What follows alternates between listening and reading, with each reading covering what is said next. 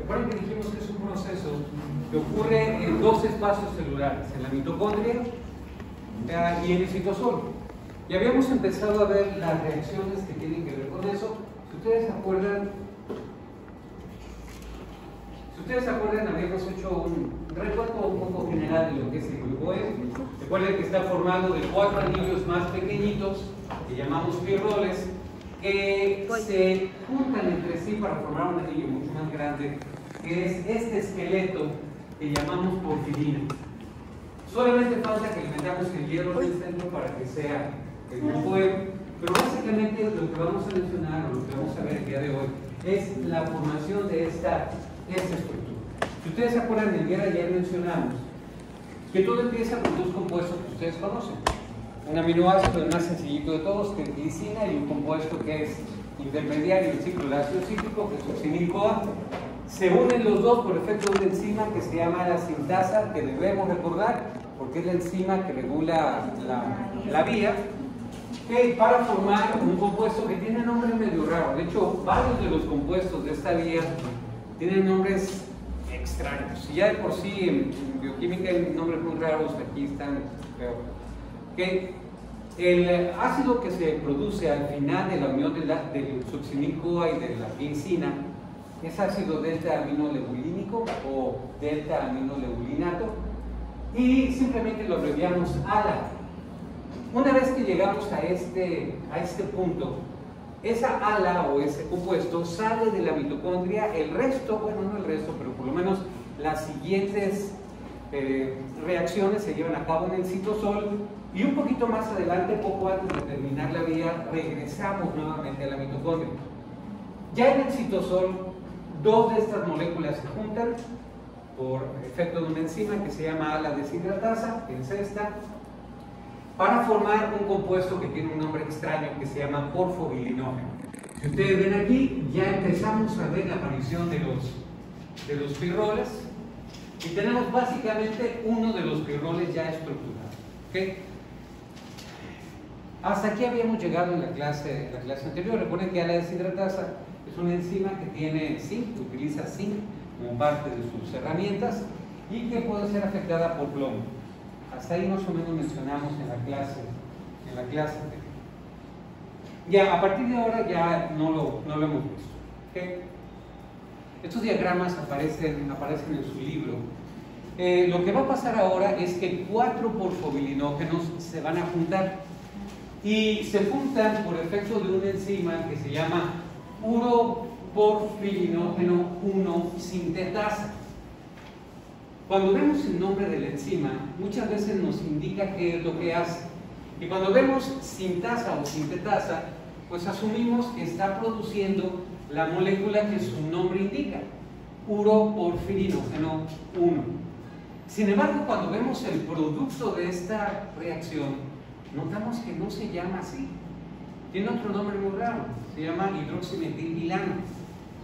No es el supuesto uroporfirinógeno 1. ¿Cómo podemos explicar entonces el nombre de la enzima? El hidroximetilbilano, que es el producto de esa reacción, en realidad son los 4 porfobilinógenos juntos, pero pegados en forma lineal. No están todavía formando el anillo grande que da la estructura de las porfirinas. Una vez que llegamos aquí, la vía puede tomar dos rutas. Una ruta ocurre en forma totalmente espontánea, no requerimos enzima. Los 4 anillitos que están en forma lineal se cierran en forma completamente espontánea, como les menciono, sin requerir enzimas, y el producto es justamente uroporfirinógeno 1. Esto explica el por qué esta enzima se llama como se llama. Si ven, es la única enzima que se requiere para llegar a producir este compuesto, a pesar de que su producto no es precisamente lo que su nombre sugiere, es hidroximetilbilano, pero ese solito se dobla para formar finalmente el uroporfirinógeno 1. ¿Okay? La mayoría de las moléculas no toma ese camino, sino que toma el camino contrario, porque este camino no nos lleva a la síntesis del grupo M, se detienen en un punto y esas moléculas tienen que ser degradadas porque en realidad no las necesitamos. Así que las que nos interesan son las que se van en esta dirección. Ahí aparece una enzima que se llama uroporfirinógeno 3-sintasa y produce este compuesto que ustedes ven aquí. Básicamente lo que hace es agarrar los 4 porfobirinógenos que están juntos en la molécula de hidroximetilvilano y ciclarlos, hacerlos un anillo. Y ustedes me dirán, bueno, pues están haciendo lo mismo. Esta molécula y esta molécula se ven igualitas y pareciera que se ven iguales. Quiero que vean en la parte de arriba donde está la molécula del porfobirinógeno. Ustedes pueden ver las cadenas laterales que aparecen allí en los 2 carbones superiores. Hay una cadena lateral que tiene dos carboncitos y que tiene una A la izquierda. Eso es acetato. Y una de 3 carbones en el lado derecho que tiene una P. Eso es propionato. Aquí simplemente han puesto A o P sin tener que dibujar toda la cadena lateral. Y quiero que vean esto. Esta cadena de aquí, o esta estructura de aquí y esta estructura de aquí, aunque se parecen mucho, en realidad no son iguales. Vean ustedes las secuencias de las cadenas laterales. Es AP, AP, AP y AP. Es decir, son más o menos secuenciales. Pero observen estas de acá. Es AP, AP, AP y PA. Es decir, aquí es asimétrico. Esta está invertida en relación a esto. Y es esta vía de aquí la que continúa hacia la síntesis del grupo. ¿Okay? Recuerden que todo esto que estamos viendo aquí está ocurriendo en la mitocondria, perdón, en el citosol. Estamos afuera de la mitocondria. Ok, si nos ubicamos aquí, ustedes pueden ver allá arriba porfobirinógeno, luego el hidroximetilvilano, que son los 4 porfobirinógenos unidos, pero en forma lineal, y luego pueden ver aquí el uroporfirinógeno 3 y el uroporfirinógeno 1, que es espontáneo.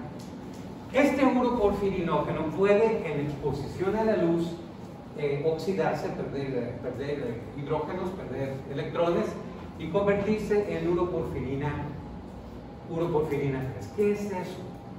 Quiero que vean el compuesto. Quiero que vean estas estructuras que tenemos aquí. Si ustedes ven, los pirroles se unen entre sí por medio de estos grupos CH2, CH2, CH2, CH2. Es decir, son metilenos. Esas estructuras terminan con la terminación de la palabra nógeno. No tienen color. ¿Okay? No tienen color. Sin embargo, cuando un poco más adelante se exponen a la luz, pierden electrones y los enlaces que unen a los pirroles cambian y ya no tenemos un CH2, sino que tenemos un CH y un enlace doble. Esos enlaces esos puentes se conocen como puentes metilo y eso hace que las moléculas adquieran color. Por eso es que las porfirinas, estos compuestos de aquí, tienen color. Tienen color. Si el uroporfirinógeno pierde carbón por efecto de una enzima que se llama descarboxilasa, se convierte en coproporfirinógeno. Este compuesto coproporfirinógeno fue descubierto por primera vez en las heces, de ahí viene el nombre. Y el uroporfirinógeno fue descubierto en la orina, de ahí viene el nombre. Pero es evidente que no solamente están allí, están aquí dentro de la célula. Una vez que llegamos a este punto del coproporfirinógeno 3, la molécula regresa otra vez a la mitocondria. Y en la mitocondria termina el proceso hasta incorporar el átomo de hierro al final y finalmente formar el grupo. Como ven, es una vía metabólica, no es tan larga, pero tiene nombres medio raros. Observen ustedes la porción en la cual las moléculas van en forma espontánea, llegan hasta cierto punto y no continúan. Estas moléculas que toman este camino eventualmente son degradadas, el cuerpo no las utiliza, solamente toma las que van hacia el lado izquierdo. Ahora, ese diagrama aparece en su libro también y tienen la vía completa sin indicar qué parte ocurre en la mitocondria, qué parte en el citosol, qué parte en la mitocondria. Simplemente está colocada ahí para que lo vean todo completo. Y lo que cabe resaltar aquí es el efecto del producto final de la vía. El producto final de la vía, recuerden ustedes, es el grupo M. Y habíamos mencionado que el grupo M puede funcionar como un regulador negativo de la enzima que regula la vía, que es ala-sintasa, pero solamente de la isoenzima 1, es decir, ala-sintasa 1, que es la que encontramos básicamente en hígado, principalmente en el hígado, fuera de lo que son los huesos, pero principalmente en el hígado.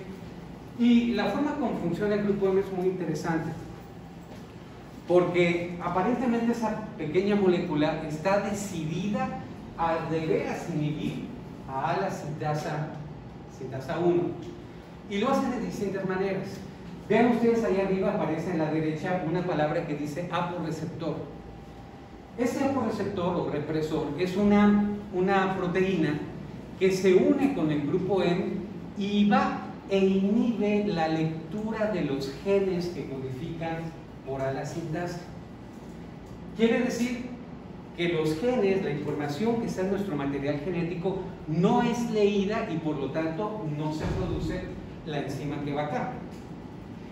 Pero vamos a suponer que por alguna razón ya el gen se leyó. Esa información pasó ahora a lo que conocemos como RNA mensajero y ya lo tenemos ahí listo para ser leído por el ribosoma y producir finalmente la proteína. Pues si eso ya llegó a ocurrir, M puede llegar e inhibir la lectura del RNA mensajero por el ribosoma. Es decir, no solo inhibe la lectura del gen en el DNA, sino que si ya fue leído y esa información está en forma de RNA mensajero, listo para ser leído por el ribosoma, inhibe la lectura. Pero vamos a suponer que ya el RNA mensajero fue leído por el ribosoma y ya se produjo ala-sintasa. Bueno, ala-sintasa se está produciendo en el citosol, pero funciona, recuerden, dentro de la mitocondria.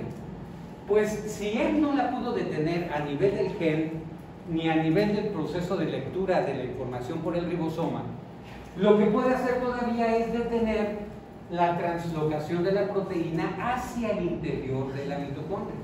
Y justamente el grupo M también puede actuar ahí. Es decir, evita que la ala-sintasa que se pudo producir cruce la membrana interna de la mitocondria y no puede entrar.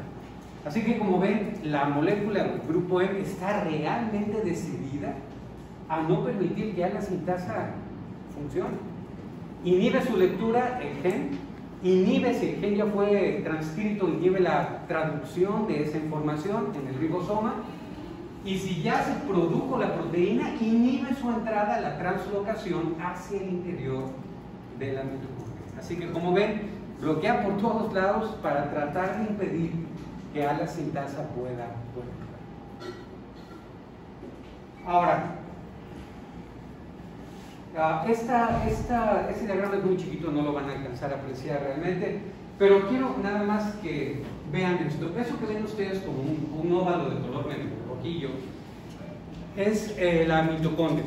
Y solamente quiero que vean que la vía empieza en el interior de la mitocondria para salir posteriormente al citosol y luego eventualmente regresar para producir el grupo M en el interior de la mitocondria. ¿Okay? Simplemente era para que tuvieran en la cabeza la idea de que la vía se lleva a cabo en dos espacios celulares distintos, en la mitocondria y en el citosol. ¿Okay? Ahora, probablemente ustedes han visto a este señor en algún lugar. Hay un programa muy viejo que pasan por ahí las televisiones, más creo que todavía en blanco y negro, que era La Familia Monster. No sé si ustedes lo vieron alguna vez, un programa muy viejo, algo así como La Familia Adams, pero no exactamente. Supuestamente estaba formada de un montón de monstruos de distintos tipos, y este es el abuelo, supuestamente un vampiro. Pues algunos autores piensan que la leyenda del vampiro surgió en relación a la historia de pacientes con porfiria. Ustedes trabajaron el día de ayer con un caso de porfiria, que era el caso del rey, el primer caso que vieron ayer. Y se piensa que esos casos pudieron en un momento dar lugar a la leyenda de los vampiros. ¿Por qué? Las personas que tienen porfiria, independientemente del tipo que sea, tienen problemas para la síntesis del grupo M. Es decir, viven con una especie de anemia crónica. Al no haber suficiente grupo M, no hay suficiente hemoglobina y esto eventualmente hace que la gente sea anémica. Es decir, su piel suele ser una piel pálida, sus mucosas pálidas, como habitualmente se dibujaba o se representaba a los vampiros, seres que eran muy pálidos. ¿Okay? Además, curiosamente, estos le rehuían al ajo. Y los pacientes que tienen porfiria también rehuyen el uso del ajo. El ajo aparentemente tiene algún compuesto que incrementa los síntomas de pacientes que tienen porfiria. Ustedes vieron también ayer que hay ciertos tipos de porfiria que tienen manifestaciones cutáneas. Eventualmente los compuestos, las porfirinas básicamente, se depositan en la piel y cuando la persona se expone al sol, reaccionan con la luz ultravioleta y generan radicales libres. Y entonces las personas que tienen esto dicen que cuando se exponen al sol sienten un ardor doloroso que les genera incluso ampollas y si no se cuidan con el paso del tiempo puede llevarlos a desarrollar cicatrices, a veces muy muy marcadas. Pues resulta que esas personas evitan el contacto con la luz en lo posible, con la luz solar. Hacen más que nada vida nocturna, como habitualmente representaban a estos. Estos normalmente cuando aparecía el sol desaparecían, ¿no? Solo vivían o estaban ahí de noche. Además, pues estos tenían sus colmillitos con los que le chupaban la sangre a sus víctimas y los pacientes que tienen porfiria, particularmente aquellos que tienen manifestaciones cutáneas, llegan a tener problemas de cicatrización tan graves que a veces afectan incluso las encías y las retraen haciendo que los dientes se vean bien largos. Lo que estamos viendo en realidad son las raíces del diente, ¿no? Que creció. Y déjame mostrarles un caso de un paciente real que tuvo un caso muy severo de porfiria y que no fue cuidado como debió haberse. Yo no sé si ustedes han visto, alrededor de la década de los 50 o 60 del siglo pasado, surgieron en el país algunas películas de luchadores que se están muy famosos, ¿no? El Santo, el Enmascarado y un montón de otros países, que luchaban contra un montón de monstruos de distinto tipo. Y entre todos los supuestos monstruos con los que luchaban había unas momias, que cuando ustedes ven a un paciente como esto, ¿cómo se parecían? Vean la cantidad de cicatrices que tiene, prácticamente han perdido ya la nariz. Y vean la retracción de las encías, cómo se ven los dientes bien largos. ¿Okay? Pero lo impactante es la cantidad de cicatrización que tiene por el efecto de esos compuestos, las porfirinas, que eventualmente reciben la luz solar, la luz ultravioleta, generan radicales libres que lesionan las membranas de las células y generan este tipo de cicatrización. Vean esta otra paciente. Es una paciente que también tiene este tipo de problemas, porfiria. Pueden ver ahí el grado de cicatrización y deformidad que tiene en la cara. Observen sus manos, prácticamente perdidos sus dedos.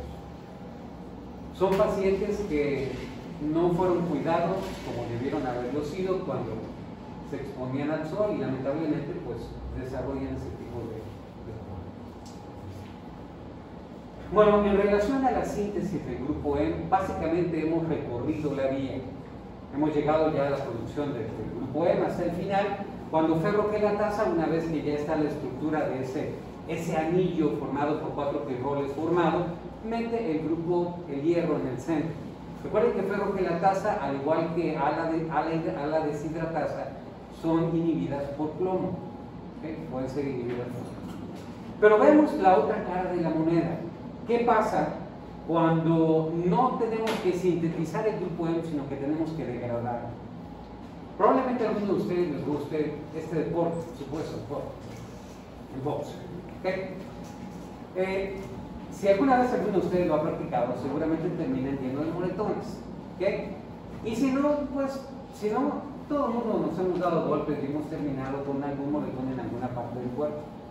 Al inicio, el moretón pues se ve morado, oscuro, pero conforme los días van pasando, ese moretón empieza a cambiar de color y empieza a tomar tonalidades verdosas y eventualmente medio amarillas, hasta que finalmente se resuelve y desaparece.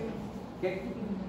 Lo que pasó lo que pasa cuando tenemos un moretón es que básicamente los eritrocitos salen de los vasos sanguíneos a ocupar tejido extravascular donde no deberían normalmente estar. Y aunque pueden estar bien los eritrocitos al estar en un lugar donde no deberían, se convierten realmente en basura. Y por lo tanto tienen que ser removidos de ese lugar por las células del sistema reticular endotelial. Y los eritrocitos, si ustedes recuerdan, pues prácticamente son bolsitas que llevan en su interior esta proteína que es hemoglobina. Recuerden que dijimos que cada uno de ellos transporta en su interior alrededor de 250 millones de moléculas de estas. Y cada una de ellas tiene 4 grupitos que aparecen aquí en morado, que son el grupo M. ¿Qué ocurre con este grupo M cuando nosotros tenemos que degradar? Ya vimos cómo le hacemos para producirlo, pero ¿cómo le hacemos para degradarlo? Y déjenme mostrarles un diagramita. Bueno, ese es el grupo M, eso ya lo conocen. No tenemos que tardar mucho tiempo aquí. Y déjenme narrarles esto en forma rápida. Vamos a volverlo a ver, pero con unos diagramas un poco más adelante. Lo primero que ocurre cuando tenemos que degradar a la hemoglobina es la separación de la parte globina, es decir, los aminoácidos, del grupo M. Y si ustedes ven hasta la parte de arriba, pueden ver acá arriba, si lo ven, la hemoglobina, y pueden ver acá lo que dice globina. Esto de aquí, en realidad, esto es la parte de los aminoácidos. ¿Okay? Los aminoácidos, ustedes saben, se separan del grupo M y ya saben cómo se procesan. La gran mayoría de ellos son reutilizados por el cuerpo, pero habrá algunos que el cuerpo no puede utilizar. Y entonces ocurre lo que ustedes ya estudiaron, que a la gran mayoría le quitamos el grupo amino y ese grupo amino termina convertido en ¿qué? En urea. Y el resto de la estructura, el esqueleto de carbón, ¿en dónde se va? Exacto, se va al ciclo gaseoso cítrico, puede ir a formar energía, puede canalizarse a glucosa, puede cuerpos cetónicos o algunas otras moléculas. ¿Okay? Así que lo que son los aminoácidos que forman la hemoglobina ya sabemos cómo se procesan. Lo que no sabemos todavía es el grupo M. El grupo M, lo primero que le hacen es abrir ese anillo grandote que está formado por 4 pirroles, lo vamos a abrir y vamos a dejar a los pirroles en una línea recta, pero todos ellos unidos. Y lo que se hace es que, ¿se acuerdan ustedes que los pirroles están unidos por unos puentecitos de carbón?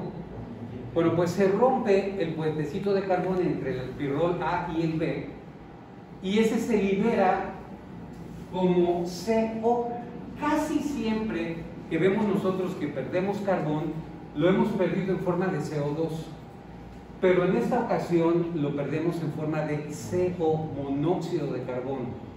Probablemente recuerden cuando estudiamos el tema de hemoglobina hace ya una buena cantidad de semanas, mencionamos que si al grupo M le damos a elegir entre oxígeno y monóxido de carbono, siempre va a preferir unirse al monóxido de carbono, es mucho más afín que al oxígeno.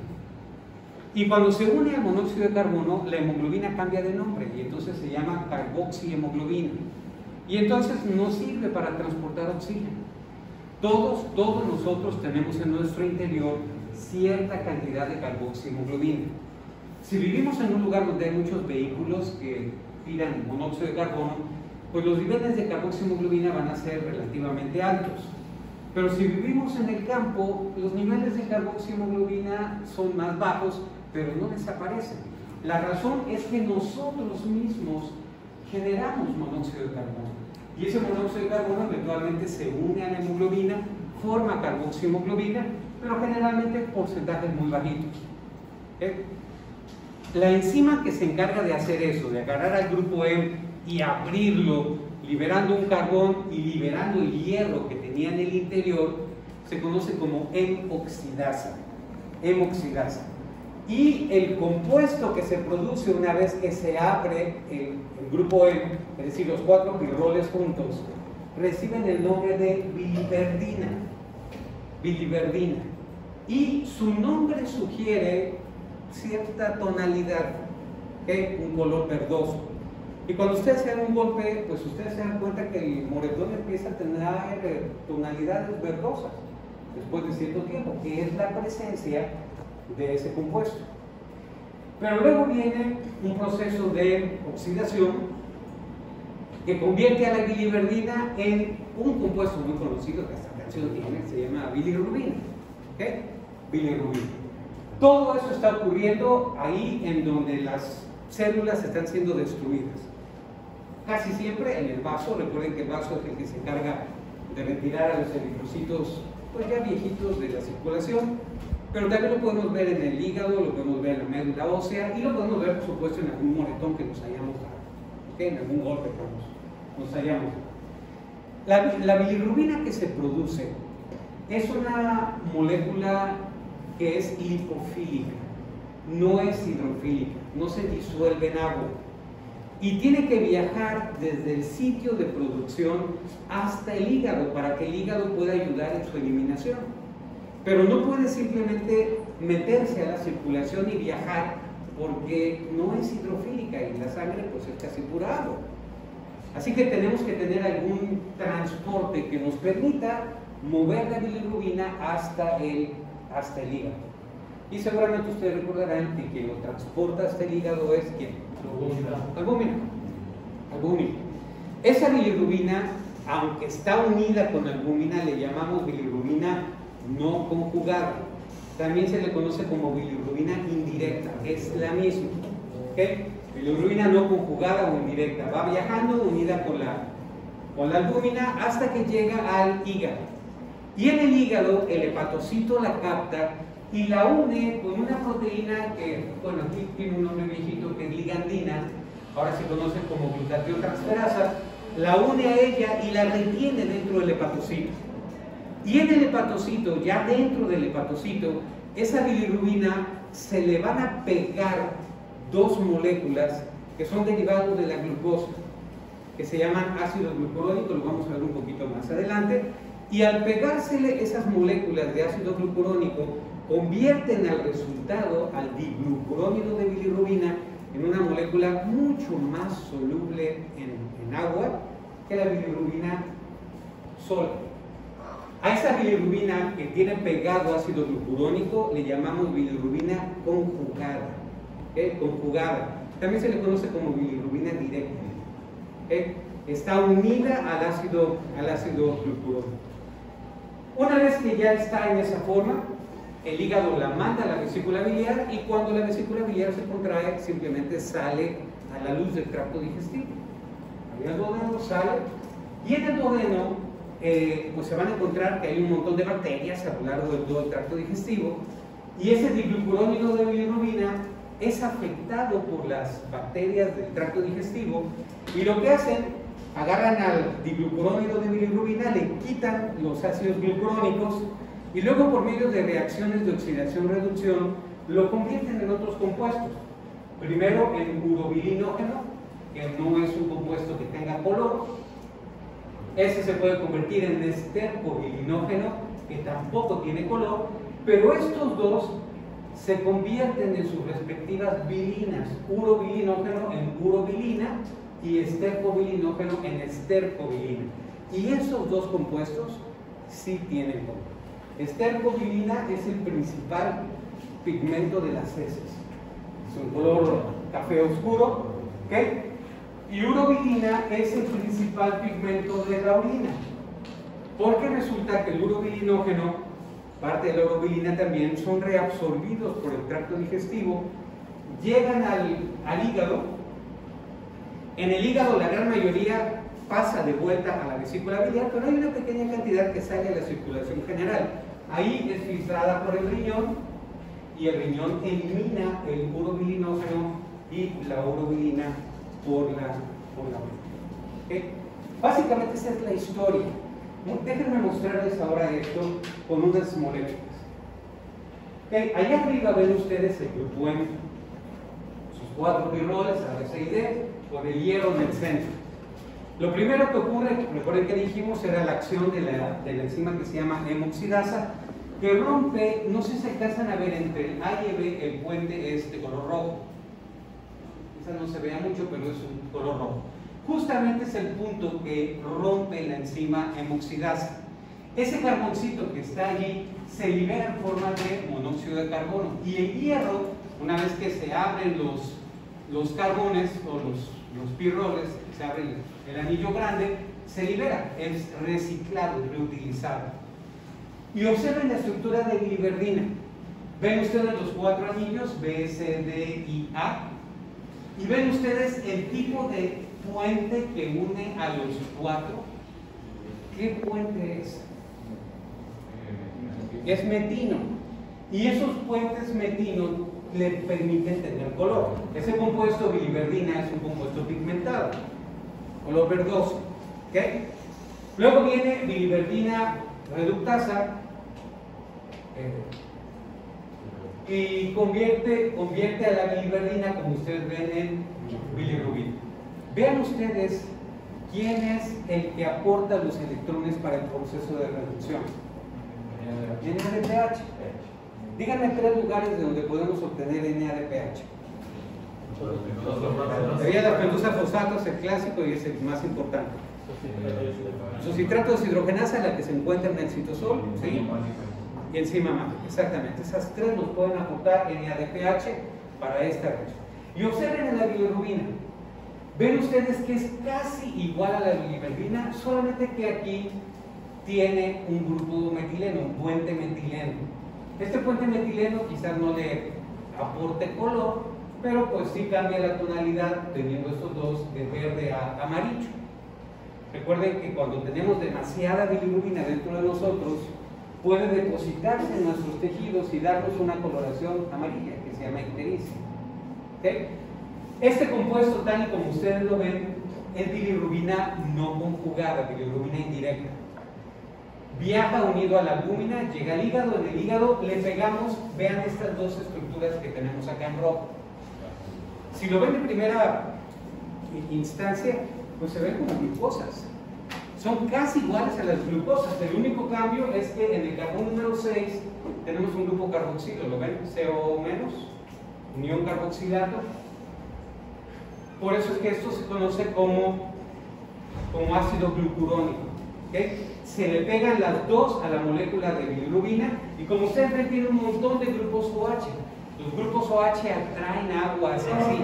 Y entonces este compuesto, que es la bilirrubina directa, la bilirrubina conjugada, es mucho más soluble que este de acá, que no es conjugado. Este eventualmente llega o sale por la bilis al tracto digestivo. En el tracto digestivo las enzimas, las bacterias, cortan esto y modifican a ese diglucurónido de bilirrubina en algunos compuestos que tienen algunos color y otros no. Por ejemplo, vean este urobilinógeno, vean que está formado por los 4 anillos, pero vean el tipo de enlace que une a los anillos. Todos son grupos metileno. Este compuesto no tiene color. Parte de este compuesto lo reabsorbemos en el tracto digestivo, pasa por el sistema portal hasta el hígado. El hígado, la gran mayoría, lo vuelve a canalizar a la vesícula biliar, pero hay una pequeña cantidad que pasa a la circulación general, lo agarra el riñón y eventualmente aparece en la orina. ¿Okay? Esto se puede convertir en urobilina, que es este compuesto de aquí abajo, o en estercobilina, que es este de acá, que le da color a las heces. Okay, básicamente esa es la historia de cómo el grupo M es degradado. Como ven, no es muy complicada. ¿Okay? No es muy complicada. Quiero que vean esto. Este diagramita que tenemos aquí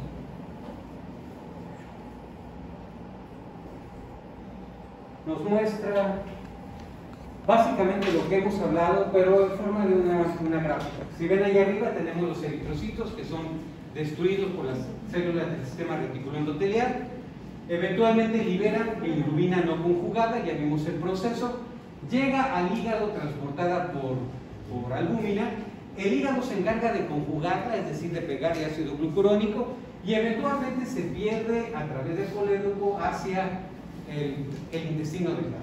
Ahí en el intestino delgado las bacterias que viven ahí lo modifican, forman urobilinógeno, eventualmente urobilina, parte se reabsorbe, eso parte a veces aparece filtrado por el riñón, y lo que no cambia a estercobilina en el tracto digestivo, que se elimina con las heces y es lo que le da el color a las heces.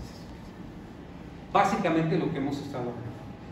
Pero ¿qué pasaría si de repente tenemos un paciente que tiene un problema de ictericia, es decir, se pone amarillo, pero no sabemos con precisión en qué parte está el problema? Vamos a suponer que tenemos un paciente cuya ictericia proviene de una hemólisis incrementada, ¿okay? Es decir, tiene una mayor cantidad de eritrocitos rompiéndose, una anemia hemolítica. A lo mejor en lugar de vivir los 120 días promedio que viven, a lo mejor viven 60 días, ¿okay? Entonces se rompen los eritrocitos, toda esa hemoglobina que se está liberando tiene que ser procesada, su grupo E tiene que ser procesado, y por lo tanto la bilirrubina no conjugada se incrementa, ¿okay? Normalmente nosotros manejamos alrededor de unos 300 miligramos de bilirrubina al día. Evidentemente cuando se rompen más eritrocitos de lo normal, pues vamos a tener más de 300 miligramos al día. Sin embargo, el hígado, un hígado sano, tiene la posibilidad de manejar alrededor de 3 gramos. Así que puede atraparla, conjugarla y manejarla aún a niveles mucho más arriba de lo normal, que son 300 miligramos. Así que si el hígado está bien, puede razonablemente manejar toda esa bilirrubina no conjugada que se está produciendo. Sí, probablemente tengamos un poco de coloración amarilla, un poco de ictericia, pero generalmente no es mucha. Eso va a hacer que haya más bilirrubina conjugada formándose, más bilirrubina conjugada que sale del tracto digestivo, más que es afectada por las bacterias y por supuesto más generación de urobilinógeno. Habrá una mayor cantidad de urobilinógeno que se reabsorba y entonces podremos detectar en el riñón que hay un incremento en la eliminación de urobilinógeno. Pero ¿creen ustedes que aparezca bilirrubina en la orina? ¿Sí o no? ¿Qué necesitamos para que la bilirrubina aparezca en la orina? Que esté conjugada. Y díganme, ¿la que está incrementada en la circulación es conjugada? No, es no conjugada, esa no aparece en la orina. El hígado se encargará de conjugarla, pero puede manejarla lo suficientemente bien como para poderla eliminar sin que aparezca en la orina. Pero vamos a suponer que la persona que tiene problema de ictericia no tiene un problema prehepático, es decir, antes del hígado, sino que su problema es justamente un problema hepático. A lo mejor tiene problemas para conjugar la bilirrubina, o a lo mejor la puede conjugar bien, pero a la hora de eliminarla por los canalículos, como que hay ahí una éstasis y no pasa bien. ¿Qué pasa cuando eso ocurre? La persona puede llegar también amarilla, pero en estos casos suele venir incrementado tanto la bilirrubina conjugada como la bilirrubina no conjugada. La bilirrubina conjugada puede empezar a presentarse ya en la orina, ¿okay? Y entonces podemos empezar a mostrar problemas ahí y también, por supuesto, podemos hacer pruebas de función hepática, por ejemplo, algunas transaminasas como aspartato transaminasa o alanina transaminasa, que pueden mostrar niveles elevados indicando que hay daño hepático. Si eso está elevado y además tenemos muestra de bilirrubina apareciendo en la orina, podemos pensar que a lo mejor tenemos un problema que es a nivel hepático. Pero seguramente ustedes recuerdan el segundo caso de la asignación de ayer. Un paciente que llegó con un dolor, que tenía eventualmente un problema de carcinoma de páncreas, de cabeza de páncreas, que tiene un problema de ictericia, pero su problema de ictericia es posthepático, es decir, más allá del hígado. Tiene un problema que bloquea aquí el colédoco, que puede ser por un cálculo. En el caso del paciente de ayer era un cáncer de cabeza de páncreas, que estrangula la salida de la bilirrubina conjugada. Aparentemente ahí el paciente no tiene problema hepático. El hígado puede conjugar la bilirrubina y en teoría puede eliminarla, excepto por el problema de que va a encontrar un bloqueo. Eso hace que la bilirrubina conjugada empiece a incrementarse y tarde o temprano se desborde del hígado y entonces empiece a vaciarse hacia la circulación. En ese caso, la bilirrubina es tanta y además es conjugada que empieza a aparecer en la orina y la orina empieza a tomar un color muy oscuro. Una condición que se llama coluria, se pone bien oscura, es Coca-Cola, pero es por la presencia de bilirrubina conjugada. Ahora díganme, ¿cómo va a estar el puro bilinógeno en la orina de ese paciente? Pues no hay, porque el urobilinógeno se produce aquí a partir del diplucurónido de bilirrubina que no puede llegar. Entonces las bacterias no forman nada y entonces aquí en la orina no aparecería urobilinógeno. Ese sería un problema post-hepático. Así que viendo qué tipo de bilirrubina tenemos incrementada y cómo están los niveles de urobilinógeno de las enzimas que detectan problemas hepáticos, pudiéramos tener una idea de a qué nivel está el problema del paciente en relación a la ictericia biliar. Si es antes del hígado, si es en el hígado mismo o posterior. ¿Okay? Bueno, muchachos, con eso terminamos lo que es metabolismo de proteínas. El próximo jueves empezamos el último tema o la última unidad que tiene que ver ya con